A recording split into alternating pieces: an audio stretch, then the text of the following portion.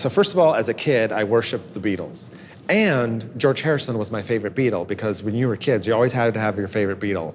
And mine was George Harrison. I'd get a phone call from my favorite art director, creative director of all times, even to today, Gary Kupke from Musician Magazine. He asked me, can you do a photo shoot with George Harrison for the cover? So they told me that I would get 10 minutes with George. I'd have to set up at a conference room at Warner Brothers Records in Burbank, and you get 10 minutes. That's it. Just get the shots and move on. Don't even talk to him. It was kind of this weird, restrictions. We set everything up. We're all ready to go. George walks in the room, and he had a new record coming out at the time called Cloud 9. So he said to us, he goes, would you guys like to hear my new record? And we said, yes.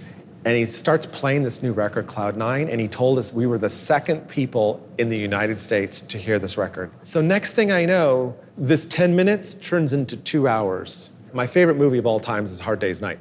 As a kid, that was the greatest movie ever.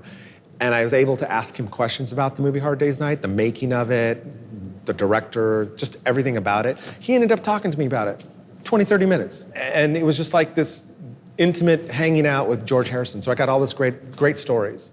And we end up talking, shooting.